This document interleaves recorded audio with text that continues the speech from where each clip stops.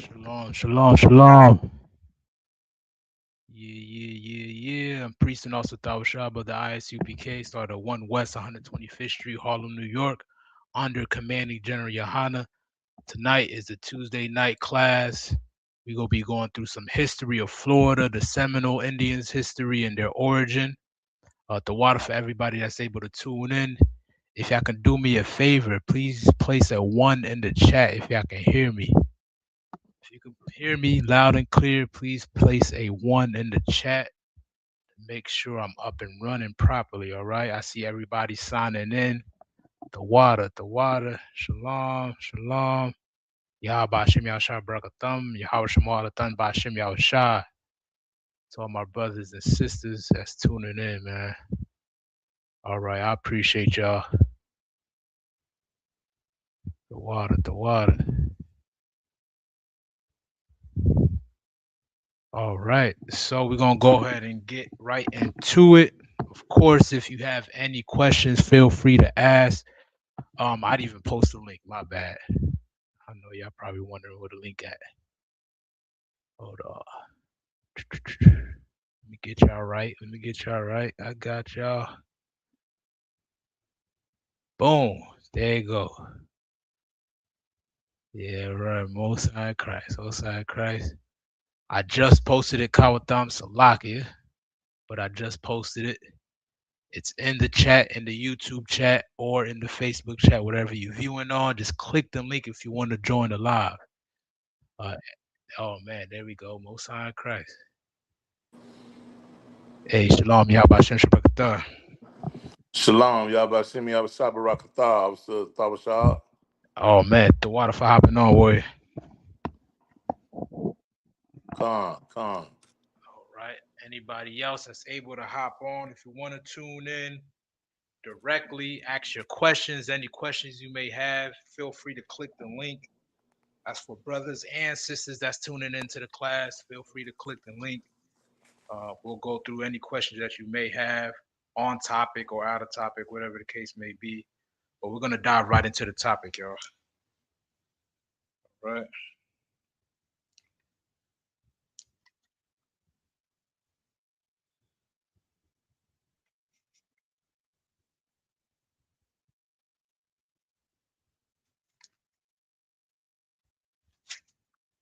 Okay. Cape Town. We got Cape Town in the building. Most High Christ. Shout out to South Carolina. All right. All right. So we're gonna get into this history, right? First thing I want to grab. Are you able to read Chupacabra? Khan, another one. If you can grab me Second Ezra's in the Apocrypha, chapter 13. Salakia, I don't have my apocrypha. I just got my Bible. Well, hold me Genesis 49 if you could, Baba Kasha. Khan. Young man Charles, Shalom, Yabashakata. What's going on, Soldier? The water for hopping on, boy. Do you have your Apocrypha with you? Con, I have that, but I can grab the book real quick. Are you able to read? Okay, you ain't at the slavery or driving or nothing like that, right? I'm home. Okay, all right. Yeah, if you can grab Second Ezra chapter 13, and then we're gonna start at verse 40, all right? Come on. All right. Salakia, other one. Kyle, go ahead, boy. You did say Genesis chapter 49, correct? Yeah, if you could just hold that, I'm gonna get to that next after we read Second Ezra. Kawa Khan, sir. Kyle, the water boy. All right. So as far as what people are discussing on the earth today, what is the big mystery that historians, archaeologists, everybody that study the Bible are looking to find is who is the 12 tribes of Israel, right? Because these people are lost today, meaning they don't know how to identify these people today, right? You got people who's claiming to be Jews, right? You got Ashkenazi Jews, Sephardic Jews, which are really imposters, but Jews only encompass one tribe or one part of our nation. Now we have 12 different tribes that make the entirety of the 12 tribes of Israel, the nation of Israel, right? So what we're going to go into is identify one of these tribes, which is the tribe of Reuben. And we're going to find out who the tribe of Reuben is today. All right. All right. If you got If you me got me, playing me on a play me on a loudspeaker, loudspeaker. you got to You mute me, gotta mute me. Charles. I just did that. Okay. All right. Okay. All You right. got the verse You for me? I still hear your echo for some reason. You got to take me off on the background if you got me on a loudspeaker. one second. Testing, testing, Testing, testing. testing, testing. Yeah, it's still an Yeah, it's echo. still echo. Still doing it now. Testing, testing, testing, testing. What? Mic check 1 2 1 2. Nah, it's good now. You don't hear it, triple color thumb? Do I sound clear now? Or anybody in Uh, the chat? you sound loud and clear, Ottawa. Okay. All right. You got it, young man Charles. What was us the second? Second Ezra 13 and verse 40. God. Second Ezra's verse, chapter 13, verse 40. Those are the 10 tribes which were carried away prisoners out of their own land in the time of Osee the king, Mhm. whom Salmanasar, the king of Assyria, led away captive. Right. So this is a little bit of biblical history, right? On how these tribes came about to be, these tribes came about to be here in the Americas, right? So if you understand the history of the Bible, you know that the nation of Israel was split into two. You had what was called the Northern Kingdom and the Southern Kingdom. The Northern Kingdom consists of 9.5 tribes or 10 tribes, as is mentioned in this verse, right? Or the house of Ephraim, right? Which will be Ephraim and his fellows.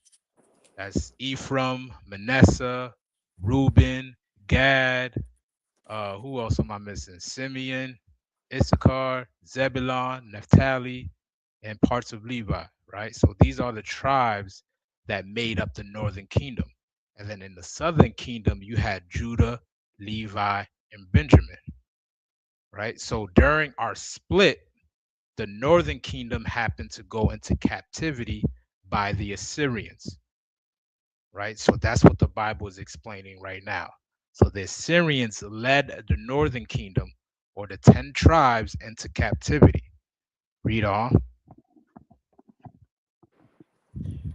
And he carried them over the waters, and so came they on Salakia, and so came they into another land. Right. So okay, them into another land, right? Read on. Verse 41. But they took this counsel among themselves, that they would leave the multitude of the heathen.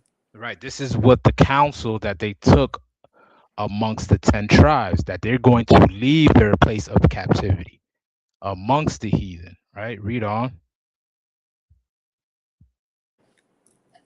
And go forth into a farther country, where never mankind dwelt. Where? Where never mankind dwelt. Right. The first inhabitants of America is what people call the so-called Native Indians, right? The Native Indians of today.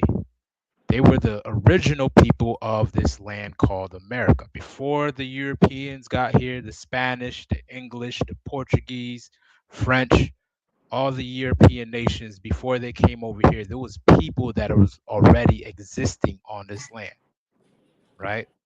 So this is the history of it. If you study the origin of those people that was existing on this land, you will find out that they have Hebrew origin. All right. And this is something that travelers in Europe, right, colonizers in Europe studied, scholars studied, right, in order to come across the Atlantic. Hey, Shalom, Yahaba Shem Shabakata, Oscar Kumar.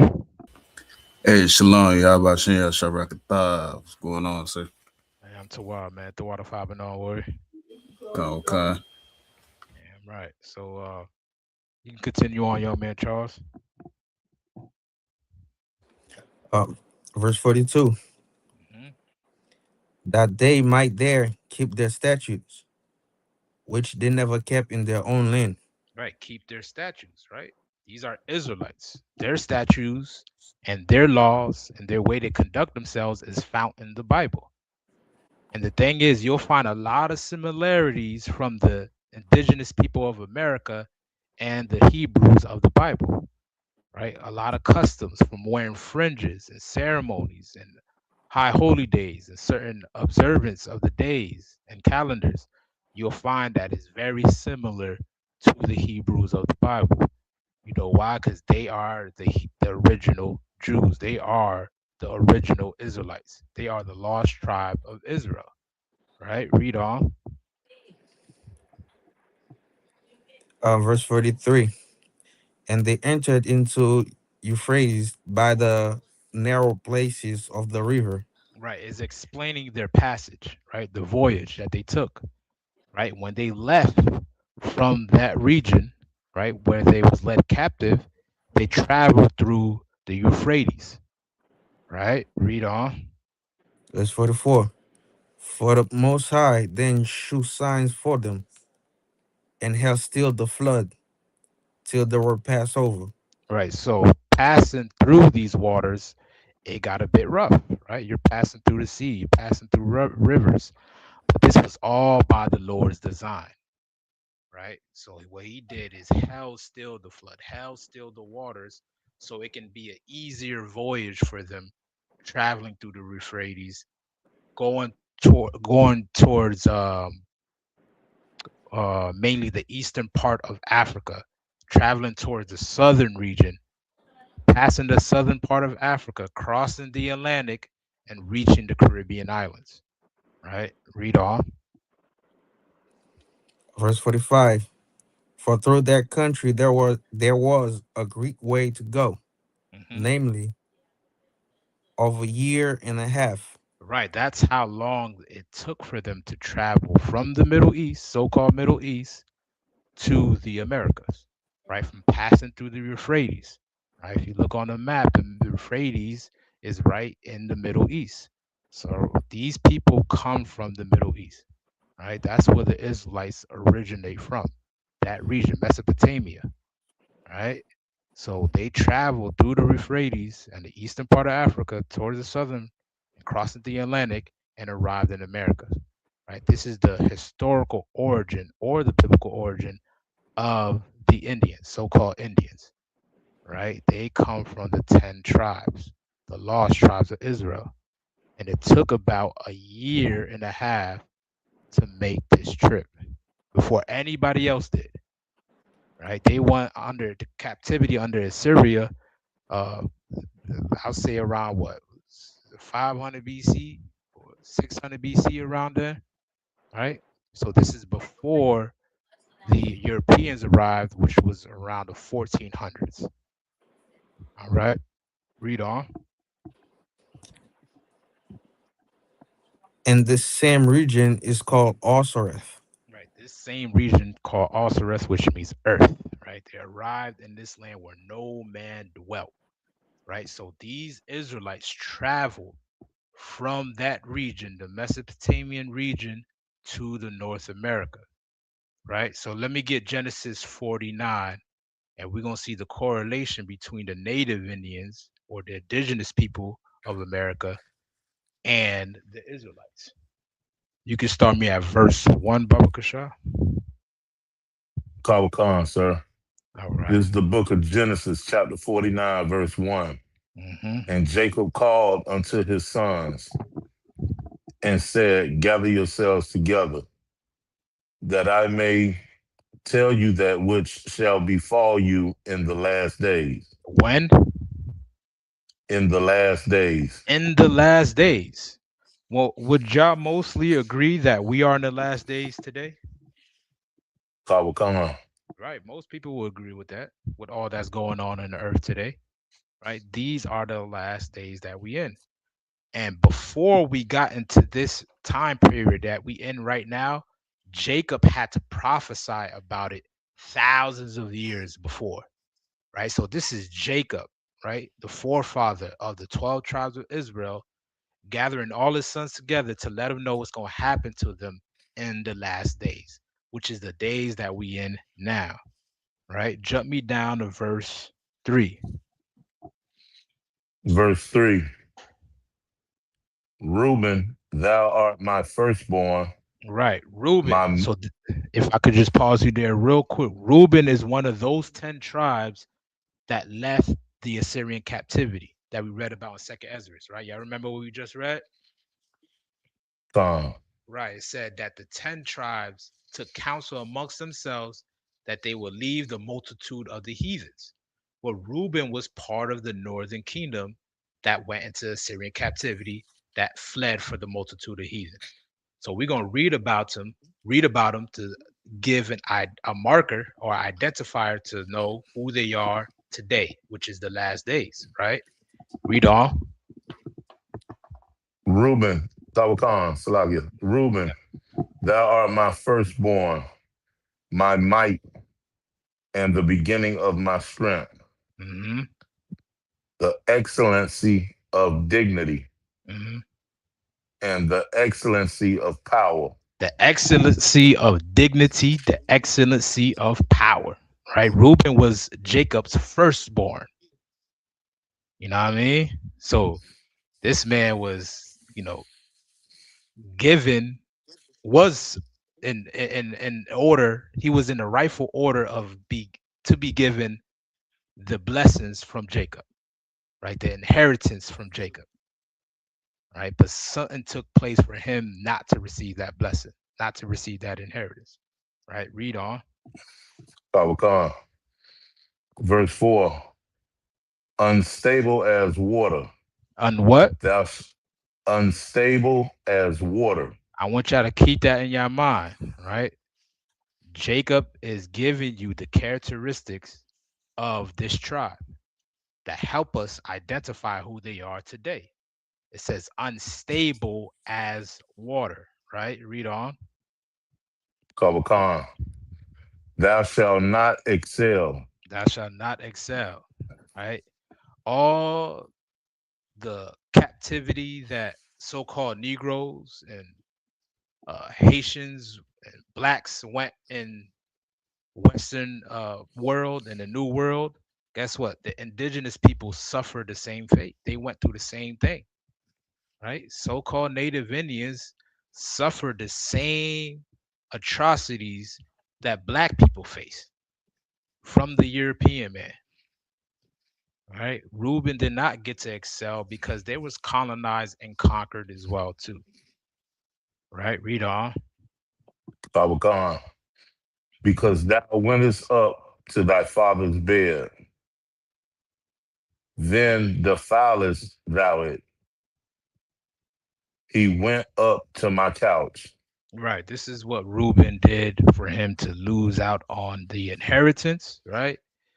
He went and slept with his father's wives, one of his father's wives, right? And for that, the judgment was set for him not to excel, right? That blessing was given unto who? To Judah, right? But as he's telling you the characteristics of Reuben so we can identify who he is today. So we're going to go ahead and go into the history a little bit of these people. I'm going to share my screen. And anything y'all brothers want to add, feel free to do so.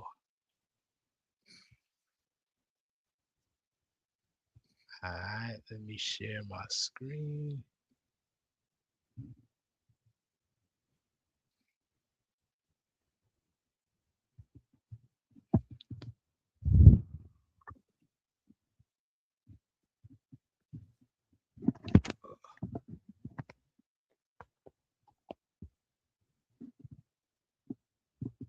Give me 1 second.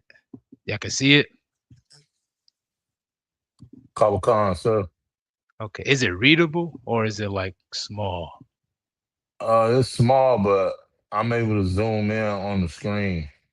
Okay. I can zoom in as well. Let me see. So y'all can see better a little bit. This is Wikipedia. Just giving you some basic history of these people. All right, Con out of one, that's perfect. that's better. Okay, just starting at the top. I'm gonna just skim through this. We don't necessarily have to read the whole thing, but I'm gonna just skim through certain parts so we can just get a little bit of background of these people. Right, the Seminole are a Native American people who developed in Florida in the 18th century. Right, so this tribe particularly dwelled in Florida. Now you had other tribes, Native Indian tribes, that dwelled around or in America as well too, but their region, their territory was mainly in Florida, right? And later on and throughout, we're going to read about the displacement and how they end up in being in Oklahoma, right?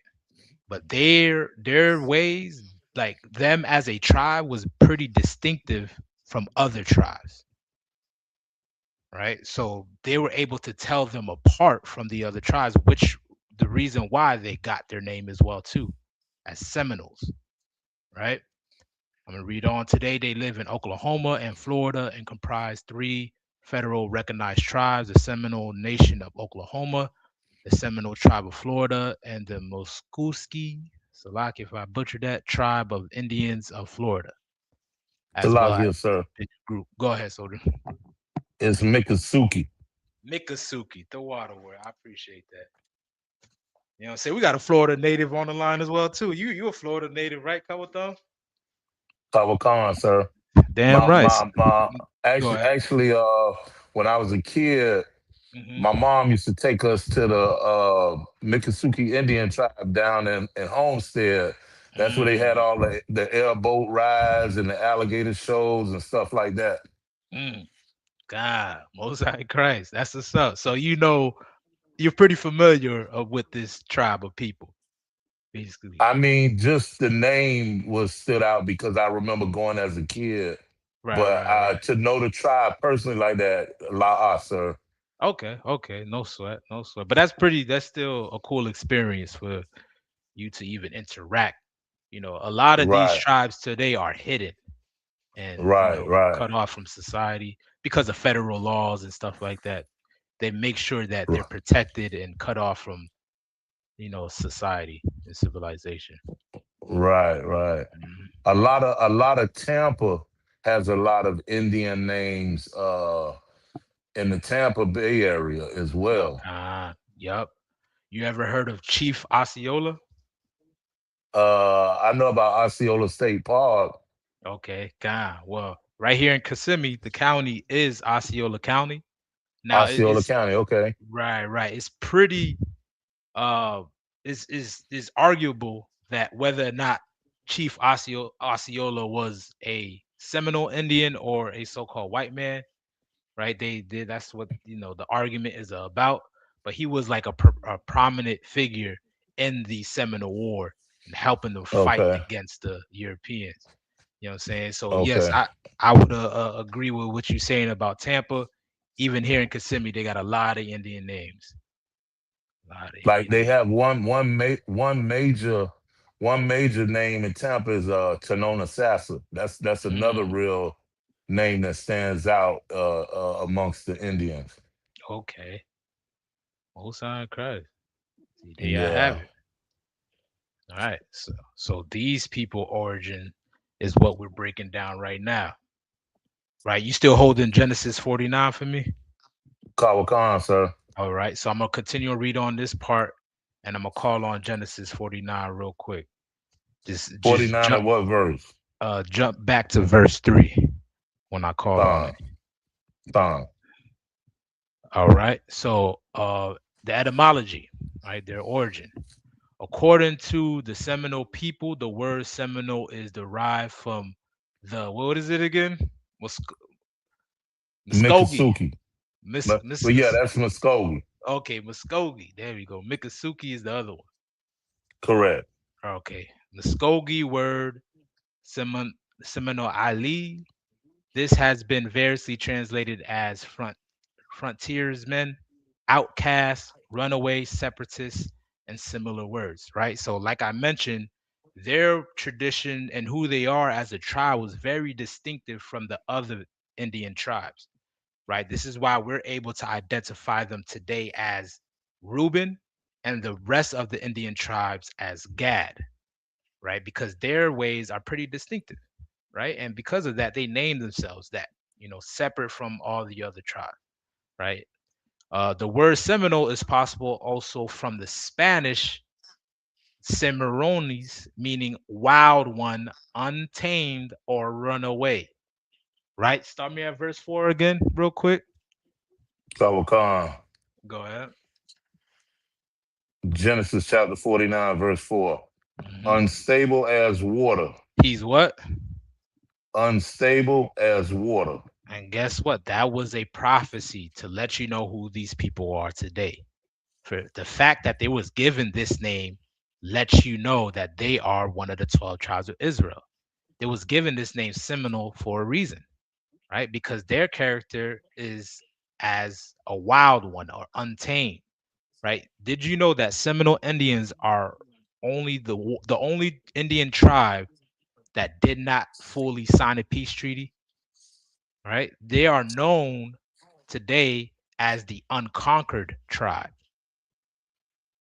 because they was the Mm. only ones that the white man could not overcome and conquer. I mean, they fought tooth and nail to try to take them over, but they couldn't find a way. Salakia, sir. Go ahead. Go ahead. I do know I read a book called The Black Miami in the 21st Century, and it Hmm. spoke about how the Indians no, I'm sorry, Salakia. How Mr. Dade County which was a slave owner, he came and had all of them signing a petition thinking it was to secure their land, and they were actually signing over the land.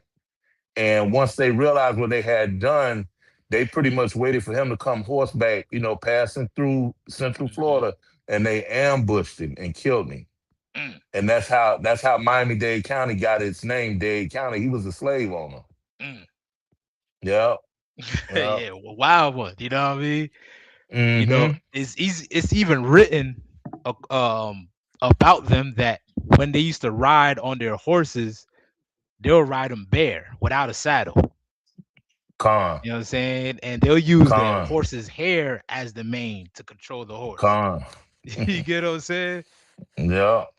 Like that hollering that they do, that people do to imitate in the sports events, the whole that all that stuff. You know what I'm saying? Like that's war cries that they'll do. You know what I'm Just saying? like when Florida State come out on the field to play football, that's what they Right. do first at a home game all the time. God. You know what I'm saying? Like they was real equipped. Like they was on point with battle. You know what I'm saying? Like Ruben was on point with that. Right? Read me verse 3. Jump me up to verse 3. Baba Kasha. Tawakan, Tawakan. Mm-hmm. Reuben, thou art my firstborn, my might, and the beginning of my strength, Mm-hmm. the excellency of dignity, and Mm-hmm. the excellency of power. Right. The excellency of dignity, not being the one to be conquered or sign any peace treaties with the enemy. You get what I'm saying? Like Khan, dignity and power, fighting against them through the Seminole Wars, the first and the second Seminole War. You know what I mean? Upholding who they are until, of course, right? Like the Bible says, they will not excel. So we're going to go ahead and continue on with the history of Seminole Indians, right? What was that? The etymology, second paragraph. The word Seminole is possibly also from the Spanish Cimarrones, meaning wild one, untamed, or runaway. Right? Let me jump down. Uh, there was another part I wanted to read. Give me 1 second.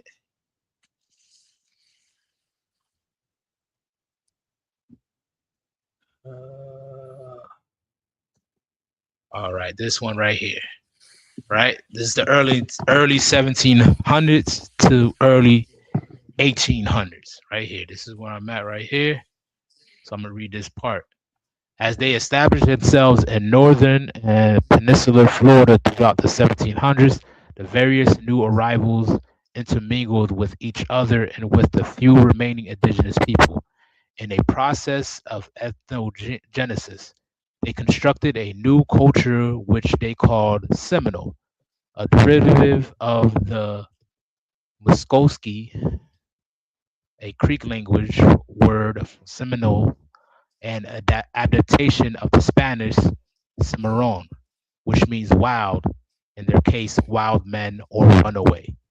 The Seminole were a heterogeneous tribe made up of mostly Lower Creeks from Georgia, who by the time of the Creek War, 1813 to 1814, numbered about 4,000 in Florida. At that time, numerous refuge of the Red Stick migrated south, adding about 2,000 people to the population. They were Creek-speaking Muskogee and were the ancestors of most of the later Creek-speaking Seminoles. I'm going to read on the second paragraph. A few hundred escaped African American slaves known as the Black Seminoles. Have you ever heard that before, Black Seminoles? Kawakan, Come sir. on, sir. So this is the reason why a lot of Judites, black people can identify with the Indians today, because a lot of them was intermarrying with them.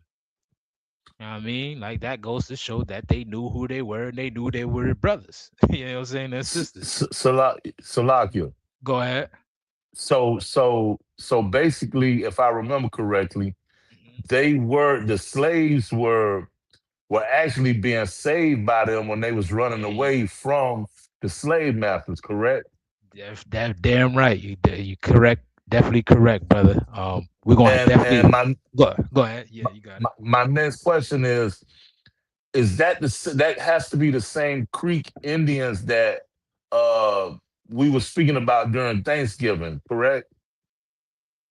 That the how the settlers came in, the Europeans came in, and it was the Creek Indians or something to that effect, if I can remember correctly. I probably will have to just refresh my memory on that. Okay, okay, But okay. yeah, you talking about the people that helped them through the winter and all that, helped the Europeans through the winter and all that. No, Like, that the Europeans killed and scalped and was killing them and all that, and sat down and had this big feast of a meal peace, that right? became Thanksgiving, if I remember the story correctly. And it was the no, that was the Pequot Indians. My bad, Okay, my bad, my bad, my bad. kind. Nah, no sweat, no sweat. But yeah, kind. There's definitely many tribes out here in North America. You know what I'm saying? But specifically the Seminole tribe, they was basically like the outsiders, Mm. outcasts. You know what I'm saying? Just a brief history on Florida. How many of y'all knew that Florida was once Spanish territory? Kawakan. Right? Spanish controlled Uh, Florida. You knew that as well, Kamar? come, sir. Right. They controlled Florida. Right? You had the English that controlled the colonies in northern part of America, and then you had the Spanish that was out here in Florida. You had the French that controlled New Orleans and that whole region around there. You know what I'm saying? So you had different Europeans having different parts of America while they was colonizing this thing. You know what I'm saying? For all them white people that's out there that say, well, I'm Irish, I'm this, I'm that, I'm all of y'all had a hand in destroying blacks, Hispanics, and Native Indians. Y'all all took a part. It, Spanish, Salakia, sir. English, Fresh, all of that. Go ahead, soldier. It's actually on the it's a Spanish seal that's actually on the Florida flag if you look at it to the right. Mm-hmm. Mm-hmm. Kind, right. I want to bring up this comment. Parker Wolf said all Indians were black first. Correct, right? All Indians were brown skinned. You know what I mean? There was brown skin, right? Uh, but the slaves that mingled with them, some of them are able to trace their origin back to these Seminole tribes. Right? A lot of people who claim to be Gaddis can actually be uh, um, Seminole or Reubenite, right? Or some Reubenites Mm-hmm. are actually Gad Judites. You know what I'm saying? Like that's vice versa, right? So brown skin. We all have brown skin, but the separate tribes intermingled with the other tribes. You dig what I'm saying? Come on, Kai. It's a lot, good sir. Go ahead. Now I was about to say, like going back to what you was bringing out about Judah,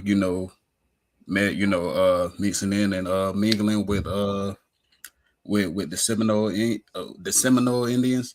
Hmm. It's like if you go around, like it just makes me think about how you ask a lot of Black Americans or so-called Judites today, and a lot of them be like they got Indian in their family, or they got that's something that's what it made me think about. Like a lot of Judites, like even to this day, they be like, or they could be, they could be Ruben, or Hmm. but a lot of them, a lot of Black people in America, a lot of them do claim to have, Okay. Native or Indian in their background. God, God, you're exactly right. You know what I mean?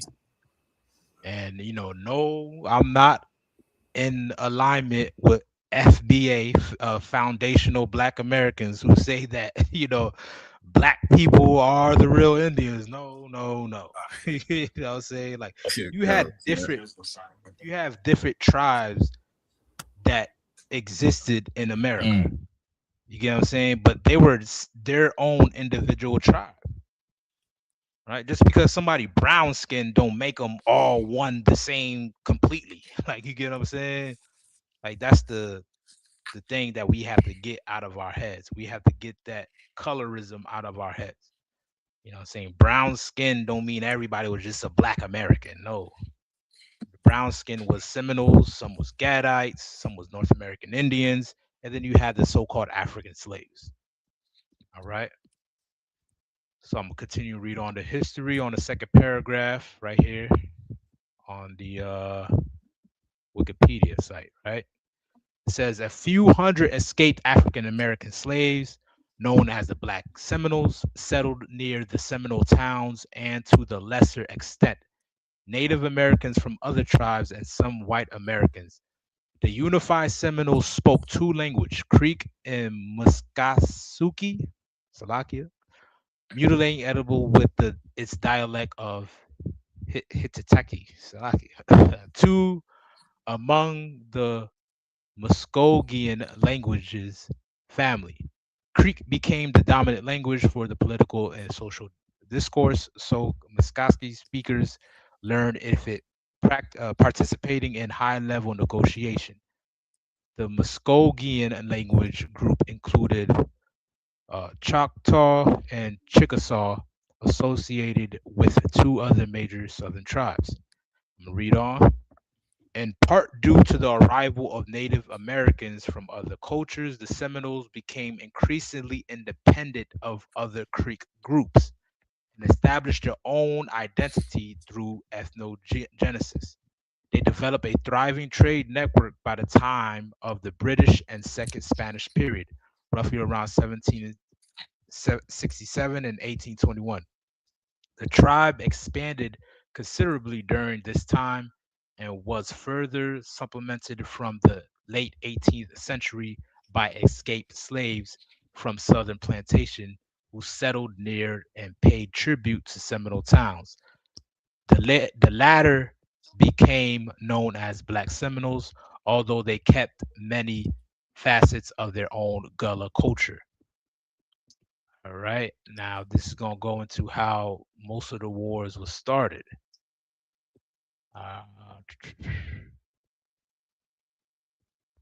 Uh, I want where they led the dynasty achieve. I'm gonna just read this paragraph right here. Salakia, sir. Go ahead. I'm actually 10 miles away from Micanopy right now. Oh yeah. Right here, it's north of Gainesville. Oh man. Most High Christ. Oh man. I guess we right on time. Huh? Mm-hmm. Damn, make a nopey. You know what I'm saying? Well, let's just get some background. I'm gonna just highlight. You see that right there? Con, So that's where it was named after. This man right here, con. all right, was the leader chief of the Seminole during the Second Seminole War. All right, this man was a chief in that war that fought for the Seminole Indians. All right, I'm gonna Mm, read this paragraph right here. During the colonial years, the Seminole were on relatively good terms with both Spanish and the British. In 1784, after the American Revolution War, Britain, Britain came to settlement with Spain and transferred East and West Florida to it. Right, so the Spanish and the English was going at it for territory in America. Towards the end of it, the Spanish end up giving up this land to the English. Right? They made their treaty, they made a deal or whatever, and then this land became ownership of the British or the English. All right. Boom, boom, boom. I'm gonna read this paragraph right here. Boom.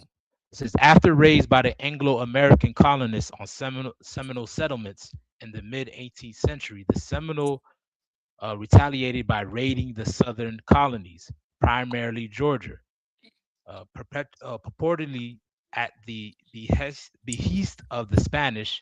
The Seminoles also maintained a tradition of accepting escaped slaves from southern plantations, infuriating planters in the American South by providing a route for their slaves to escape bondage.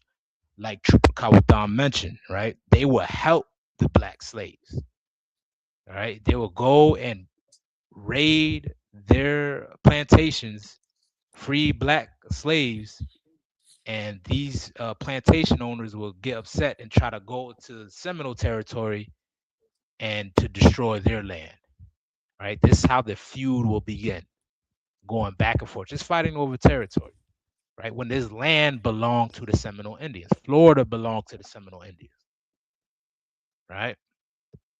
I'm gonna read on.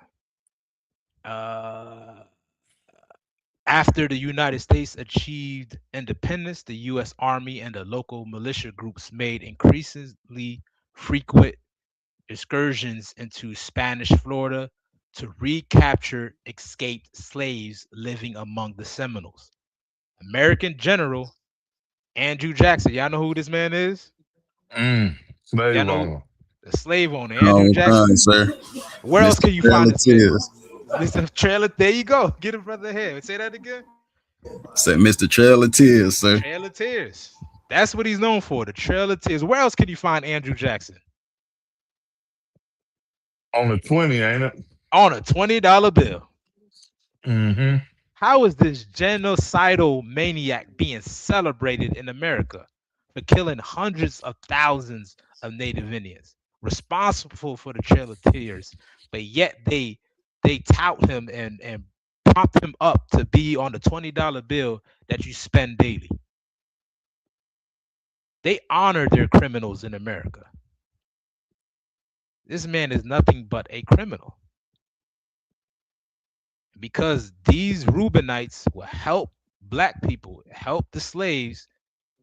The America got upset and went to war with the Seminole Indians. All right, American, Cause he helped his brother.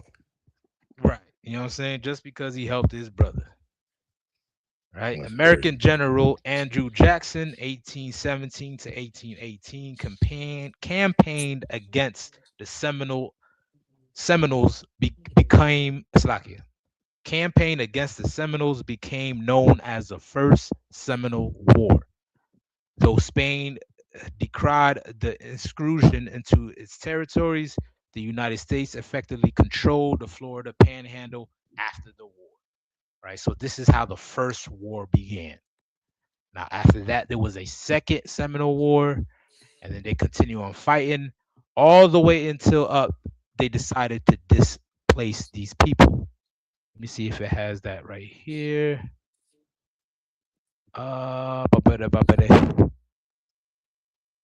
All right, right here. Right. As a result of the I'm at right here of Wikipedia Seminole Nation of Oklahoma. As a result of the Second Seminole War, 1835 to 1842, about 3,800 Seminoles and Black Seminoles were forcibly removed to Indian Territory. The modern state of Oklahoma during the American Civil War, the members and leaders split over their loyalties, with John Kupkup refusing to sign a treaty with the Confederacy from 1861 to 1866.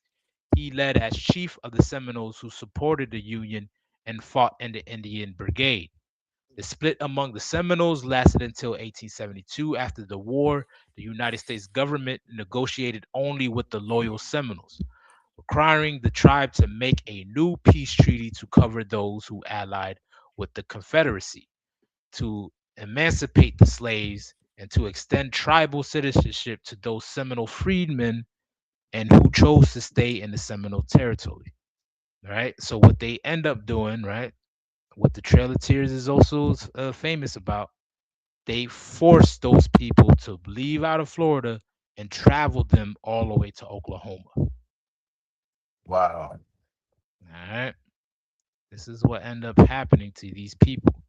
Now, a lot of them was able to escape that and seek refuge in the Everglades. Right. So that's why you still have the Seminole Indians and the reservations that exist today in Florida. Right. But a Hmm. good population of them did go to Oklahoma as well. All right. So let me see if there's anything else I want to read on here. If not, we're going to go ahead to the next thing. All right. All right. So I'm going to go ahead and get a more historical accounts of who these people are. I'm going to share my screen to something else. Trail of Tears. Facts. Damn right. Ratazah. Give me 1 second, y'all. I'm just share my screen so we can get some more history on this.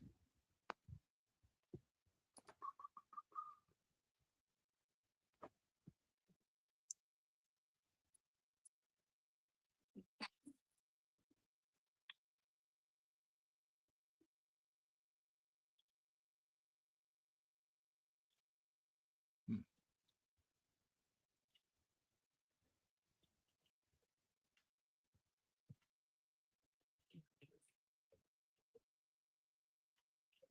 Second, not let me open this. I might just have to read it, but I'm gonna try one more thing. Oh, there we go. All right. All right. Now I know this is hard to see, but I'm gonna zoom in for the best I could. Let's see. You. Let's see. I can see a little bit better. I know it's a little. Hold on.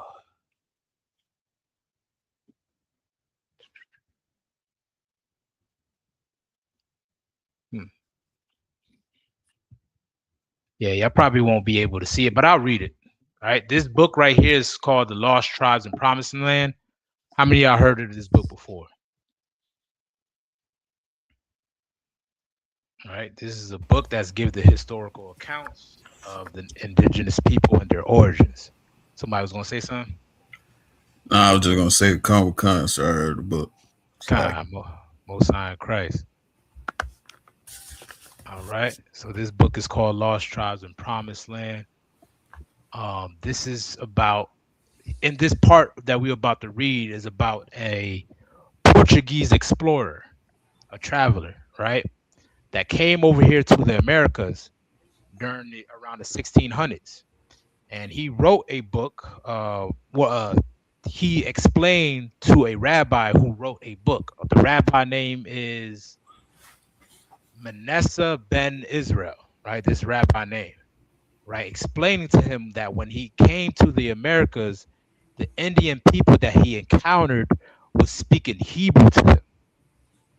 And they told him that, hey, we are the tribe of Reuben, and the tribe of Joseph is nearby.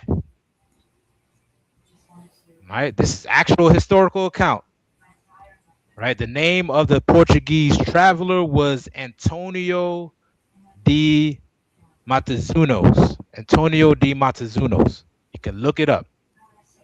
All right. So what we got to read is about to read about that account in the 1600s. This is the Lost Tribes of Promised Land, page 364.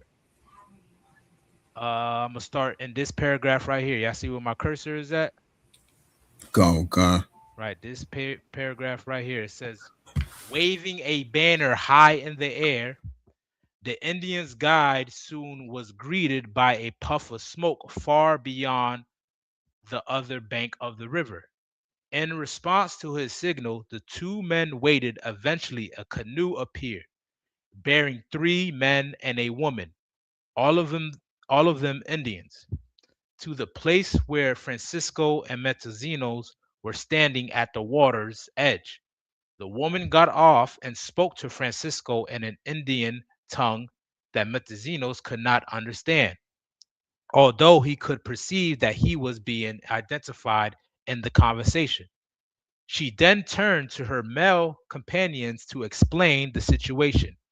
Upon hearing her words, they rose, went over to Metazinos, and to his utter astonishment said, Shema Yasha Allah Yahweh Allahaya Nawa Akkad, right? Which is the Hear, O Israel, the Lord our power, the Lord is one, right? That's the Hebrew credo, right?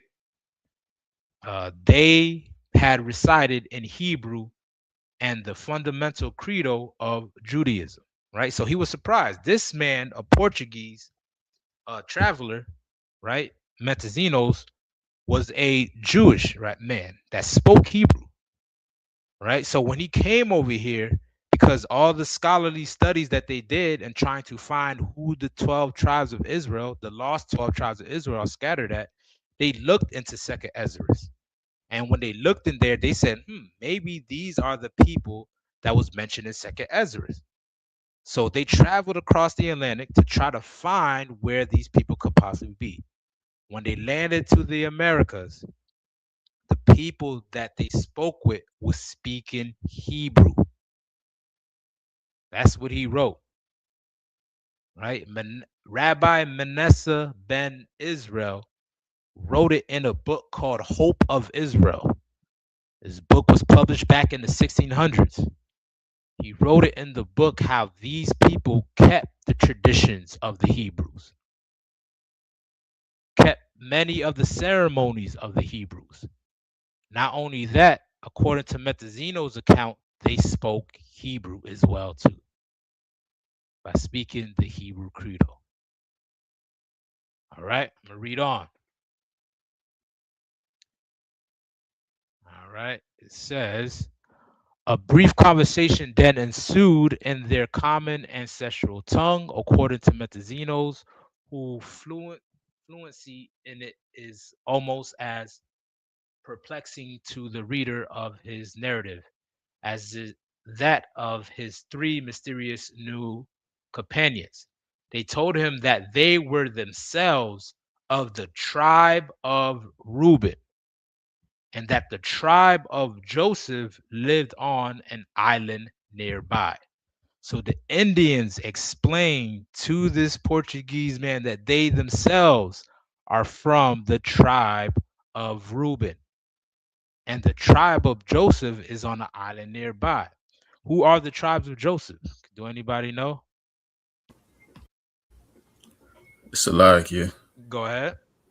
They're talking about the so-called Puerto Ricans, There you go. Right? Which is the tribe of what? tribe of Ephraim. The tribe of Ephraim. Correct, brother. Right? The tribe of Ephraim, the Taino Indians.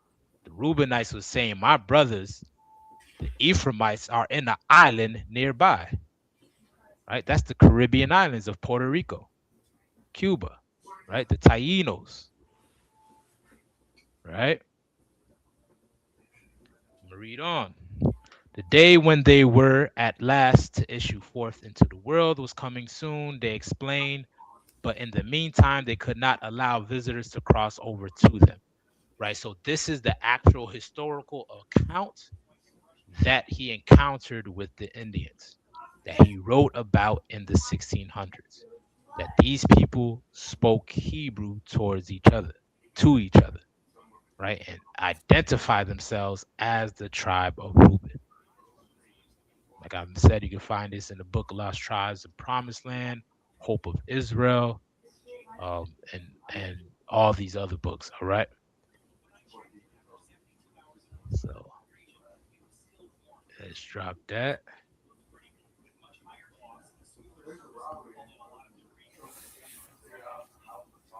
And let me get somebody grab me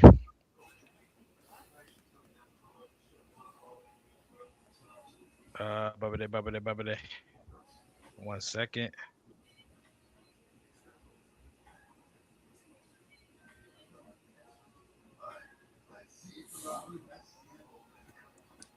Give me numbers 15 and 38. Somebody give me numbers 15 and 38. Salakia, sir. You go ahead. It's the book of Numbers. Hold on 1 second. If I could, let me have somebody else. Since you read last time, just just allow brothers. Call, Nah, Khan, sir. nah, I appreciate it. I appreciate it. Did you want to read, Officer Kamar? Are you able to read? Con, so I got the verse. All right, let's get numbers 15 because I know you didn't read yet. So let's get numbers 15 and 38. Con. The book of Numbers, chapter 15, verse 38. Speak unto the children of Israel and bid them that they make Salakia, that they make them fringes in the borders of their garments. That they do what? Make them fringes in the borders of their garments. That they make them fringes in the borders of their garments. Right. This is a Hebrew custom, an Israelite custom. Right. That the Israelites are supposed to dress themselves this way. Now, how is it a native Indian or a Seminole Indian at that is dressing as described what an Israelite should dress like? Right? I'm gonna show you some pictures of them wearing fringes. I'm gonna show you. Like, how is that possible? All So right, let me like yeah, I don't. go ahead. Like, cause I drive trucks. Sometimes, like when you go to Arizona, state like Arizona, New Mexico, you have those stores like they sell like trinkets. When you Mhm. walk in, like you normally will see like a little Ruben, a Ruben standing right in front of the store with the fringes on. Oh yeah. Yeah, like most of the stores, they always have the Native American with the fringes on, Oh man. with everything. God. Most High in Christ. Most High in Christ, man. Yeah. Right. That's the custom. Let me see. Let me share my screen. All right. You see here. Read that part one more time, Trooper. I mean, Salaki, Officer Kamar. I was gonna say Trooper Kawatham. But Officer Con. Kamar, you go ahead. Numbers 15:38. Speak unto the children of Israel and bid them that they make them fringes in the borders of their garments. Right, fringes. You see these brothers' pants? You probably can barely see it, right? But on their pants, they have fringes. You know why? Because the Seminole Indians are the lost tribe of Israel. They're from the tribe of Reuben, as like we just read in the lost tribes in Promised Land. Right, this tribe who is known as the wild one, right, was unconquered, right? They wore fringes as their heritage, as their culture, as like it was mentioned in the Bible, what we're reading about right now, right? Read on. Con throughout their generations. All right, throughout their generations, like we read in Second Ezra, it said they're gonna lead the multitude of heathens so they can keep their tradition in their own land, right? So they can keep their tradition in their own land. So this is something that they've been doing ever since they was in Israel, right? Read on. Con. And that they put upon the fringe of the borders a ribbon of blue. Right. Upon the borders, a ribbon of blue. Y'all see these pictures? Trying to get a good one, but you can see it. Let me see if I can zoom in. Y'all see that? Let me zoom in. This one right here. It gets small every time I click on it. I don't know why. Y'all see this one right here? Con. Y'all see the fringes on the border of their garments? Yeah, con. Fringes on their pants. You know what I mean? All right. This is how our people dressed thousands of years ago. You know why? Because they are one of the tribes of Israel. Right? All right. So let me get any more on that House Kumar? Salaya, that's the end of that verse. All right. All right, you can drop that. And let me get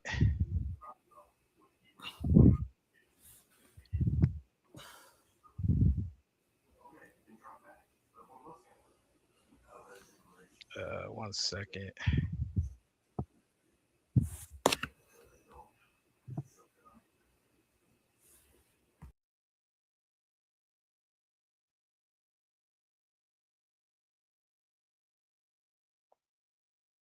Let me get Deuteronomy 33, verse 6.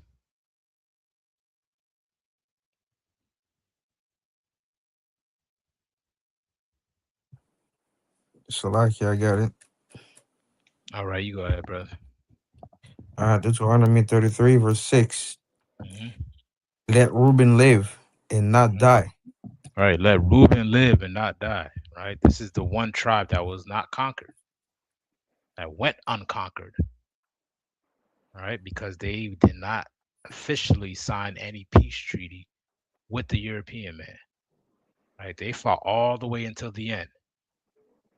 And then when it was all over during the Second Seminole War, that's when they became displaced out of their land, out of their region, out of the state of Florida.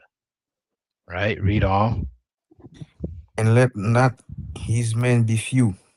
Mm-hmm. That's it on the verse, right? Khan. That's it on Right. verse 6. Con. So this tribe is still existing today, right? They got reservations out here in Florida. If I'm not mistaken, the Hard Rock Casino. But if I what I heard that there may be some $5 ones that own that joint. Salakia, most of them. Yeah, most of them are $5 ones, right? Yeah. Yeah, they ain't no real deal ones, you know. You know what I'm saying? A lot of them became ethnically cleansed, right, by the European man. Will go in there and try to uh, wash out their genealogy and their gene pool by sleeping with their woman and making sure that their children was born lighter and lighter and lighter and lighter, and made sure that their seed as the Europeans carried amongst their tribe. You know what I'm saying? But a lot of them, you know what I mean, are just white people. If you trace their origin, it goes back to Europe.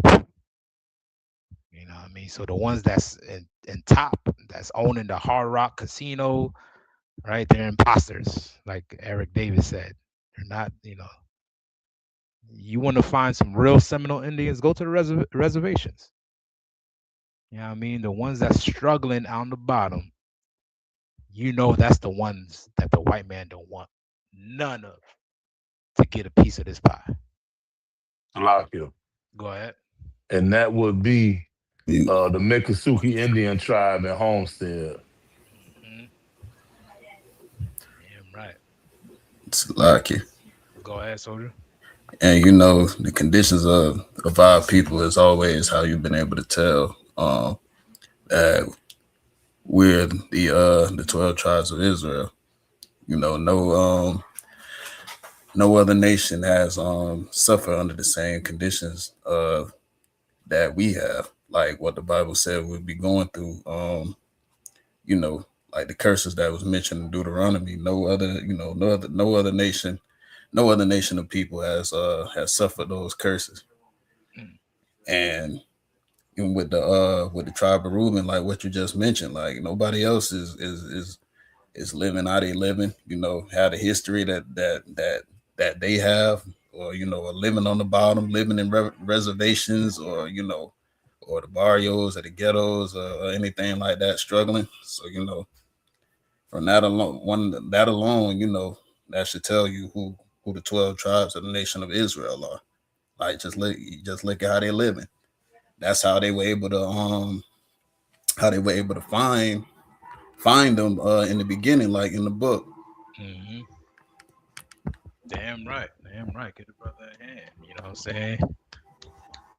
Like the greatest misconception about the voyage from Europe to the Americas or to the New World is that is because Christopher Columbus wanted to prove to all of the common world that the earth wasn't flat, when that is a lie. It's a lie, right? The truth behind him wanting to travel from Europe to this new world is because they studied the Bible and they were in search of the missing tribes. That's what it was all about. Right? Christopher Columbus knew the earth was round. You know, people was not that dumb back then. You know what I'm saying? Every ancient civilization knew the earth was round. You know what I'm saying? But he was trying to find where the missing tribes were, so that's why he traveled to America. All right. And that's fact. That's historical facts. You can look it up and you'll find the truth. All right. All right. And I think that's about for the most part, unless there's any other questions that I have about Seminole Indians.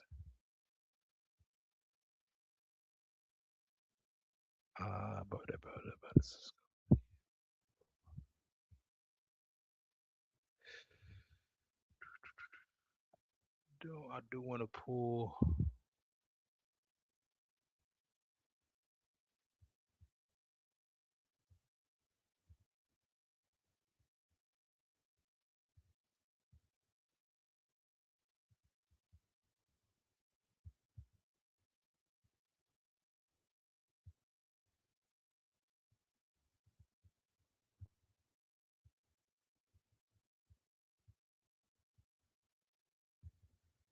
All right. Let me just share this real quick with y'all. Bratazar said, Con $5, Florida. The Seminoles own Hard Rock. Oklahoma out west. Cherokees own Hard Rock. God. Yeah, a lot of them is, you know, a lot of them $5 Indians, you know what I mean? So, but yeah, that's exactly right. I want to share some with y'all, share some more historical information, and then I think I would be good with that topic. Let me just share this with y'all.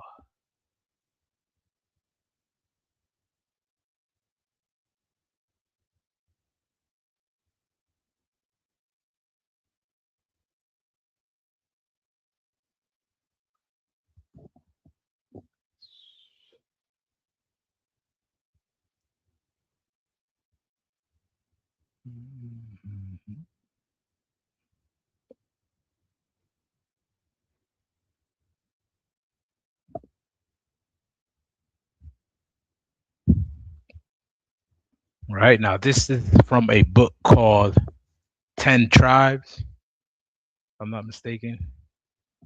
Let me go to it. Right? 10 Tribes. This is another historical account of the Indians, right? When the Europeans came over here, they found that most of the traditions of the natives mimic the traditions of the Hebrew Israelites, right?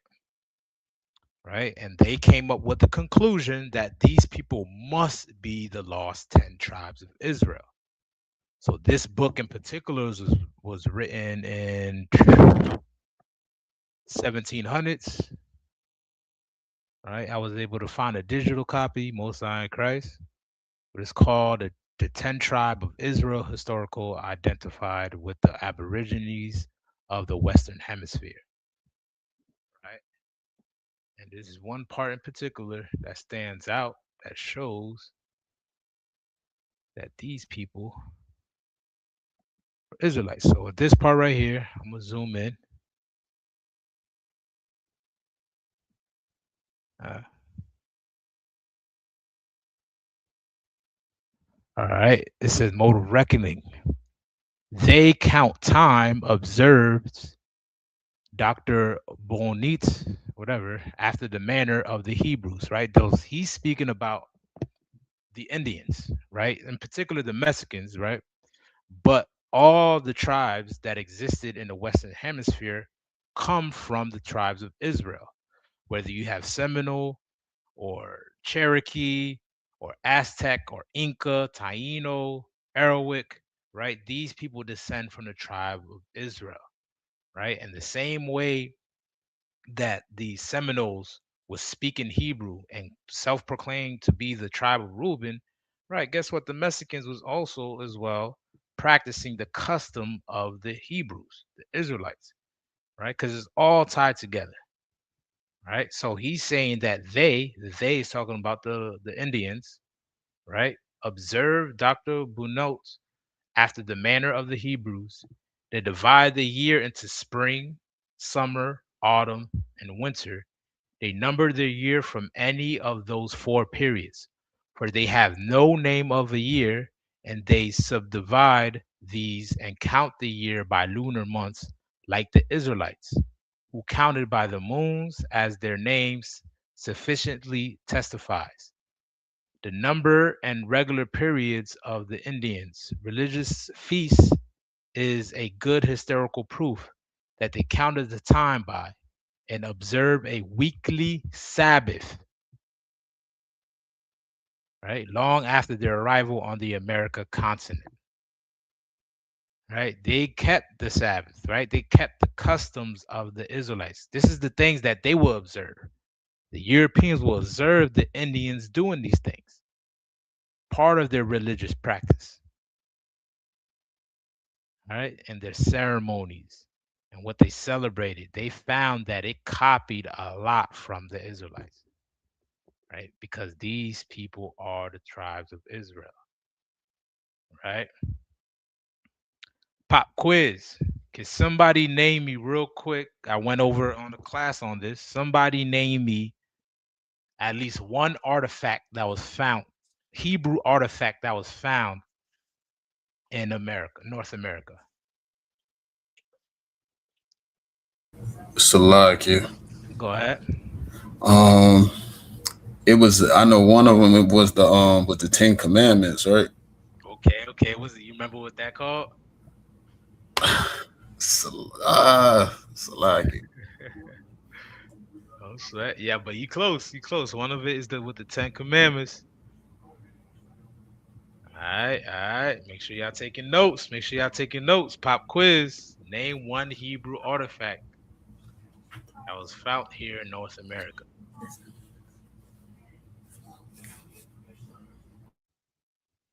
Anybody else want to give it a shot?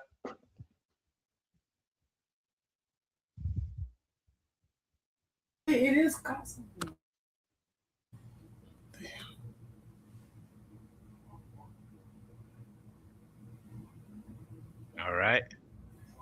So, being that you mentioned the 10 Commandments, right? It's called the Decalogue Stone. Come, Decalogue Stone, right, right, which means Ten Commandments. It's the same thing, right? But they call it the Decalogue Stone, which has Hebrew inscriptions all over the stone. And it has a man holding scrolls in the middle of that stone, right? That was found right here in North America, right? It dates back, if I'm not mistaken, all the way to the 1800s, right? The sister said the Back Creek Stone, Most High Christ. Yeah, be on it. The Back Creek Stone. Yeah, right. Get the sister there, right? Right, which was a stone that was found right here in North America with Hebrew writing on it. Right, most scholars believe it to say for the Judeans or for the Jews. That's what's written in the Paleo Hebrew, the Back Creek Stone. Right. Anything else? Anything else that I remember? The stone. Which stone? Salakia. Hmm. Holy Stone. The Holy Stone in Newark. Right. This is another stone that was found right here in North America. Right. Y'all remember the Las Lunas stone? Right, Come, the come. Las Lunas stone, right, was another stone found here in America. So there's plenty of artifacts found here in North America and in the Caribbean islands as well too. Places like Puerto Rico, there's been sightings of Hebrew artifacts there as well, right? So there's a lot of artifacts pointing to that these people are Israelites. So the Seminole Indians, their origin stems all the way back, their root origin stems all the way back to one of the tribes of Israel, which is the tribe of Reuben. All right. Any questions on that before we go somewhere else? How much time we got?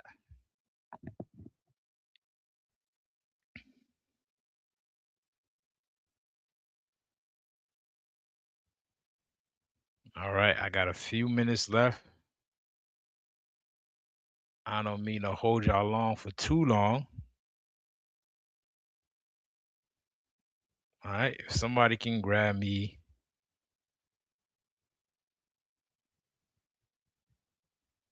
Deuteronomy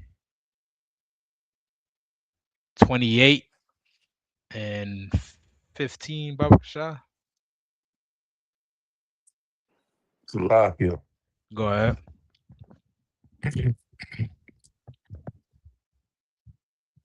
Deuteronomy 28, chapter 15, chapter 28, verse 15. But it shall come to pass, if thou wilt not hearken unto the voice of the Lord thy God, to observe and Salakia, to observe to do all his commandments and his statutes, which I command thee this day, that all Salakia, that all these curses shall come upon thee and overtake thee. Right. And all these punishments, curses means punishments. This is Moses speaking to the children of Israel, letting them know what's going to happen if they didn't keep the commandments of the Most High. Can you jump me down to verse 46? Kabbalah, sir. Verse 46. And they shall be upon thee for a sign and for a wonder. They're going to be upon thee for a sign and a wonder, meaning these punishments, everything that's written out that the Lord is going to put upon you and overtake you is going to be on you as a sign and a wonder. What does that mean? What does it mean as a sign? Salakia, Hmm. to show others To show others. Give me more detail, more background. What do you mean, like to show others what? as an example of what he's saying. Mm, not quite, right? Right. It is to show others, but it's to show others who these people are, right? Because these punishment is going to be as an identifier for the children of Israel. Okay. It's Right, you get what I'm saying? It's the same Con. thing as if you were driving down the street. And I'm gonna use this as an example, right? Let's say your GPS died, driving down the street, you get a little bit of hungry, you craving McDonald's, right? Hmm. What you gonna be looking for in order to find where the McDonald's is located at? The golden arches, The golden arches. The golden arches are what for the McDonald's? emblem, sign. It's a sign. You dig what I'm saying? The golden arches are a sign to let you know, hey, what McDonald's right here. is right here? You know what I'm saying? Well, guess what? These punishments are going to be what? They're going to be a sign to let you know that the children of Israel are what? Right here. They're right here. By these punishments is how you're going to be able to identify who the children of Israel are today. Jump me down to verse 68, Baba Kasha. Con. Go ahead. Verse 68. And the Lord shall bring thee into Egypt again with ships by the Now, way. if I could just pause you there real quick, this is one of the signs, right? Meaning, if they don't fit these punishments, whoever out there is claiming to be a Jew, is claiming to be an Israelite, if they don't fit these punishments, they have no rightful claim to being a Jew or an Israelite, right? These punishments is the sign or the indicator to let you know where they are or who they are, right? So, as the brother read, he said, I'm gonna do what? What was the one of the signs? Start at verse 1. I mean, not verse 1, the top of the verse. Verse 68. And the Hmm. Lord shall bring thee into Egypt again Hmm. with ships. With ships. One of the signs is saying that the children of Israel is going to be brought into Egypt again with ship. Egypt is synonymous with what? Babylon, the United States, right? Not necessarily. Yeah, yeah, yeah. In different contexts, yeah, that's true. That is true, right? But in Salakia, this context, what is it? Go ahead, young man, Charles. the slavery. Slavery, right? It's synonymous with slavery because that's the role that the Israelites played while they were in Egypt, right or wrong, Con. Right. right? They're the ones that build up Pharaoh monuments and build the pyramids and worked as slaves. So the Lord is saying that He's gonna make you a slave again. Again, meaning what? The second time. But this time it's gonna be done with what? Ships. With ships, right? If you look on a map, Egypt and Israel is kind of connected. You don't need a ship to cross over from Israel to Egypt, right? Hmm. The Bible mentions how Jacob and his family walked into Egypt, 70 souls. And there we grew into be a nation, right? So you don't really need a boat. So this is talking about what? At name at any point in history where people went into slavery on ships. Repeat the question, Ottawa. Say that again. Name any time in history where a nation of people went into slavery on ships. When we came through on the Middle Passage. Right, black people, right? Right. Blacks, Hispanics, and Native Indians, right? The Con. transatlantic slave trade. Slave trade. Right. No other people was on those slave ships but black people. But I'm hip you to something, right? The slave trade did not begin with the transport of people from West Africa to the shores of America.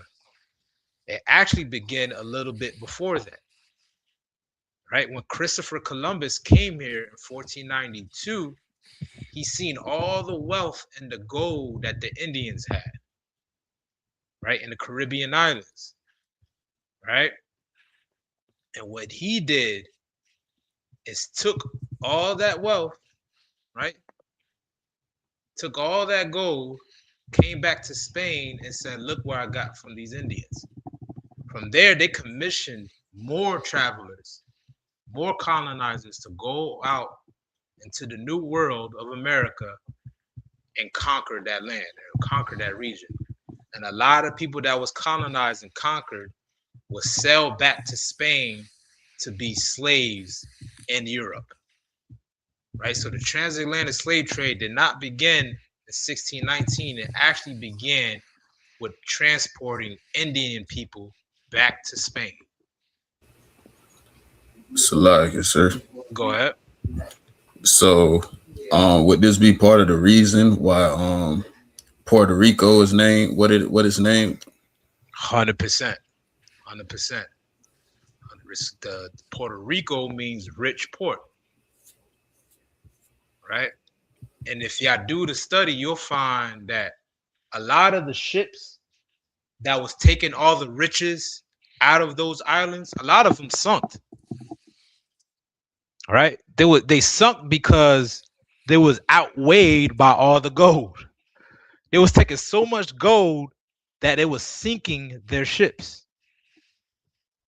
Look it up. Right? In the bottom of the Atlantic Oceans around the Caribbean islands, there's a whole ton of treasure and gold under there. You know what I mean? Because a lot of these Spaniards was being greedy, right? Being who they are, the devil that the Bible speaks of, and stealing the Taínos' gold, right? So that's why they call it rich port, because all of the riches there was porting. The human bodies, the human lives, there was trafficking back to Spain. All of that, right? All of that was done by these Spaniards. And then you fast forward all the way to the 1619. That's when they decided to get the rest of the tribes, black people.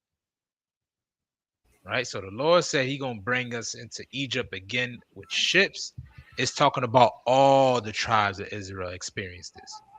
Every tribe of Israel went into slavery in ships. Blacks, Hispanics, and Native Indians only.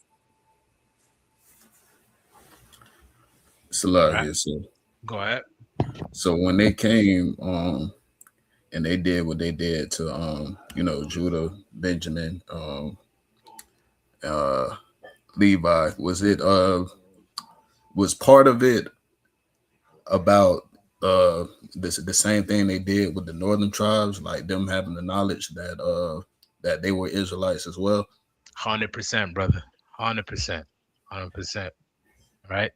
Like I mentioned, right? The misconception is they thought the earth was flat, which is what we know is not true, right? They knew that the earth was round, but what they was doing is trying to search out these tribes, search out these lost tribes. And they thought to go to the other land, to Arsareth, right? To the new world to see if they can find the lost tribes of Israel. And then when they came to the west coast of Africa, you'll find in the maps dating back to, I'd say, the 1500s, maps dating back 1500s around then, you'll find regions in the western part of Africa called the Kingdom of Judah, right? Like, what is it that a Israelite tribe is named in the western part of Africa? Right? The white man knew exactly who he was taking. He knew exactly who he was taking. Right? Also, what we brought out a while back, that they kept records of each slave that they brought on a slave ship. And when you research those records, you'll find that majority of those slaves had Hebrew names. Salakia. Go ahead. I remember you taught that in a class. You showed us on the chart. Khan. Like, you'll see Judah and Yahoo and all these Hebrew names was the slave names that they transported on the ships.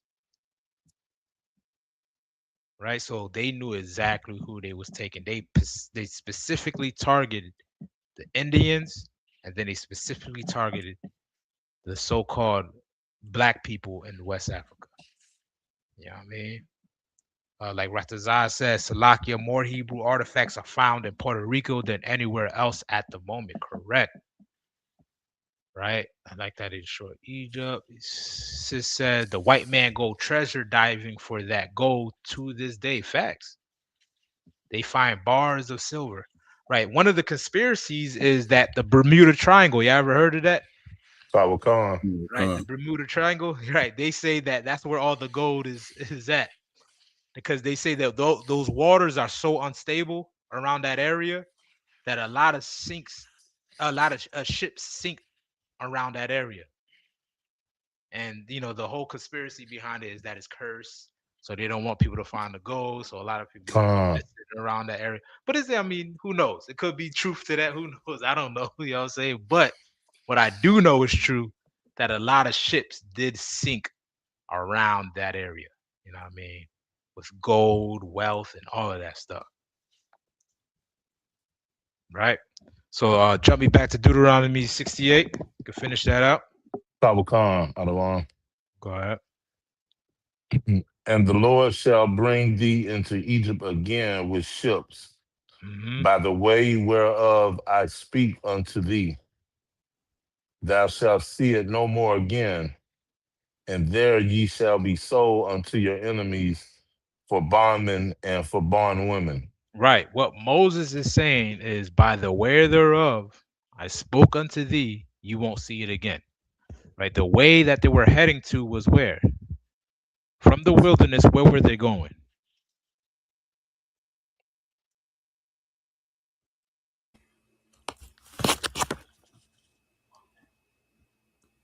Salakia. Go ahead. Was it into Canaan? Right. Right. The land was at that time the Canaanites. Yeah, so that's correct. The Canaanites were staying there. Right. But while they was in the wilderness, Moses categorized it as the promised land. Come. Right? You know what I'm saying? The land flowing milk and honey and all that. But yeah, the Canaanites was exactly there. So you're exactly right. You know what I mean? So Moses is saying that the way thereof that we're traveling to from the wilderness, guess what? You're not going to see it no more again. Right? Our homeland. We don't even know what our homeland is. Most people don't even know the origin of the Indian people. They don't know where they came from. Right? Some of them say they came what is that theory that they got? It's some Siberian. Some of them say they Siberian, and they traveled from Alaska, from Russia to Alaska. All of that, you know, what I mean, all of that been debunked, right? But these people, their origin comes back to Israelites, right? Because that's who they really are, and that's how you know that they are one of the tribes of Israel, is because nobody know who they are today. Nobody know their origin today. You understand what I'm saying? The same thing for a black man or the Haitian man or the Jamaican man. We all fall under these curses, right? And the same way that the Seminole Indians was fighting to free the slaves, to free the black slaves, right? It's the same way that it correlates to what it says that no man shall buy thee, meaning no man shall save thee. No matter how hard the Reubenites, the Seminole Indians, fought to free the black man, the white man was on their necks. They kept on going to war just behind that. That's how the first Seminole War was started, because they got upset with all the free slaves that was dwelling with the Seminole Indians, and the plantation owners demanded those slaves back. Right? So these curses, these prophecies only fit so-called blacks, Hispanics, and indigenous people. All right. And with that, any questions, anything we got, man? Most High in Christ. Anything? I'm gonna go ahead and wrap it up. To sir. All To right. class. And Most High in Christ, man. The water, everybody that tuned in. Most High in Christ.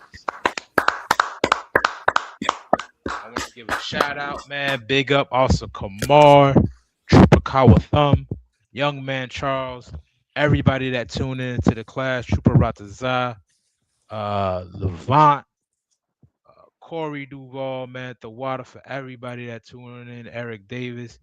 Make sure y'all like, share, and subscribe to the channel. Class will continue on the same channel every day from 7 to 9. So make sure y'all tune in to get this information. Come with your notepads, come with pen or pencil so you can take down notes. All right. So with that, man, I'm go ahead and end the class. Shalom, Israel. Yahweh Bashem Yahshua Brakatham. Yahweh Shamar Alatan Bashem Yahweh. Shalom, same Christ. Shalom. Shalom, Israel. Shalom, Lord in Christ.